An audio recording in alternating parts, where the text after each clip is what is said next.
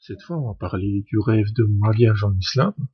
Comme c'est un symbole assez général, assez vague, il y a pas mal d'interprétations possibles. Donc, le rêve de mariage en islam indique généralement la bonne fortune de Dieu pour ses serviteurs. Mais le mariage en rêve peut aussi indiquer l'emprisonnement, la détresse, l'endettement ou la dépression. Si on rêve qu'on se marie avec une femme qu'on connaît, cela indique qu'on essaie de remplir ses obligations en tant que mari. Si on rêve qu'on se marie avec une femme qu'on ne connaît pas ou qu'on ne peut pas la voir, alors cela indique sa mort prochaine. Cela peut aussi signifier qu'on déménagera dans une nouvelle maison. Si une vieille femme rêve qu'elle se marie avec un homme qu'elle ne connaît pas ou ne connaît pas son nom, par exemple elle ne se rappelle plus, cela indique sa mort prochaine à cause de sa maladie. Si un homme rêve qu'il se marie, alors cela signifie qu'il atteindra une grande position dans sa carrière. Rêver d'une cérémonie de mariage qui est uniquement composée de témoins,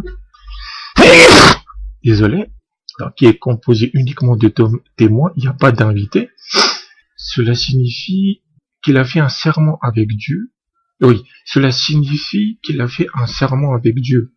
Dans la tradition islamique, il y a souvent des serments qu'on fait en échange de quelque chose.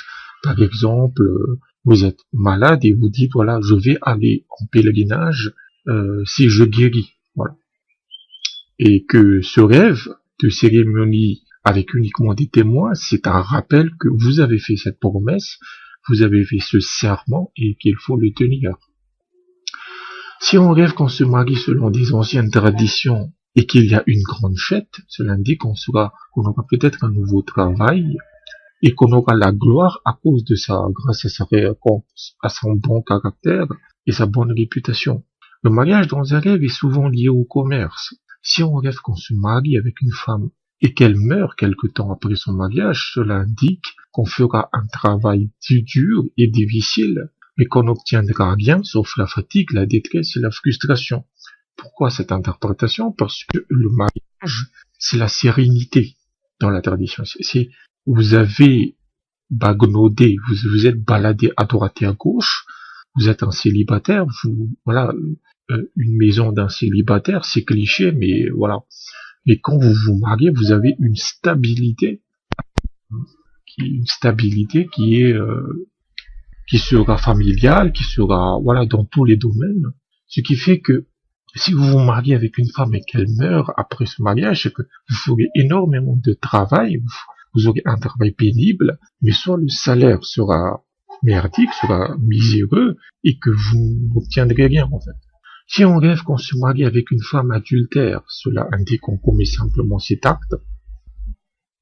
Si on rêve qu'on se marie avec une femme autoritaire, vicieuse ou dominante, cela indique qu'on sera gêné dans ces mouvements. En gros, c'est un couple dans lequel la femme domine énormément. Si on rêve qu'on se marie avec une femme morte, cela indique qu'on fera un projet rentable qu'on avait abandonné. Si un homme rêve qu'il offre sa mère en mariage à un de ses amis, cela indique qu'il vendra sa maison. Si une femme enceinte rêve qu'elle se marie, cela indique qu'elle donnera naissance à une fille. Et si elle se voit dans sa nuit de noces pendant ce rêve-là, le rêve de se marier, alors qu'elle est enceinte, alors elle aura un garçon. Si une mère qui a un fils rêve qu'elle se marie, alors cela indique qu'elle mariera son fils. En général, le mariage d'une femme ou d'une femme célibataire indique des bénéfices. Si une femme se marie avec un homme mort dans un rêve, cela indique qu'elle sera perdue et qu'elle deviendra pauvre. Si un homme marié rêve qu'il se marie avec une seconde femme, cela indique des bénéfices supplémentaires.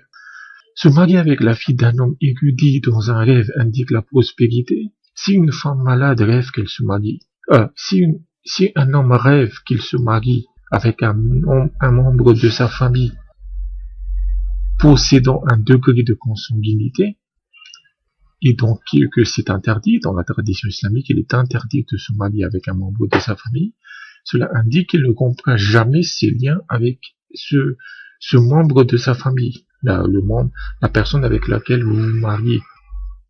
Et si ce membre de la famille est mort et qu'il se marie avec, cela indique qu'il contactera et s'occupera régulièrement de la famille de cette personne décédée. Donc voilà à peu près c'est un début, hein, mais le rêve de mariage est assez vague. Et le rêve de mariage et le rêve de la mort sont les exemples parfaits de l'opposé dans le rêve. C'est-à-dire que une femme célibataire, par exemple, elle peut rêver qu'elle se marie. Et donc elle peut dire, voilà, je vais me marier. Mais déjà, première interprétation, c'est juste que ce sont ses pensées qui interfèrent dans ce rêve. Ça, c'est une réponse que je fais souvent. C'est que c'est vos pensées et les pensées qui interfèrent dans les rêves, ça n'a pas de signification. Si vous n'avez pas, si vous avez envie de vous marier, ben vous allez rêver de mariage. En revanche, dans une autre interprétation, c'est toujours l'opposé. Rêver de mariage, c'est rêver de la mort. Pourquoi? Parce que dans la tradition islamique, c'est surtout voilà pour les femmes, même si c'est lié aussi au commerce, c'est que quand une femme se marie, on dit qu'elle est dans une tombe. Voilà, elle est dans une tombe en fait, elle est enfermée dans la maison de son mari, selon les traditions islamiques. En revanche, si on rêve de la mort, je pense faire un rêve de la mort la prochaine fois, une prochaine fois, bah ça peut indiquer un mariage, mais c'est pas systématique.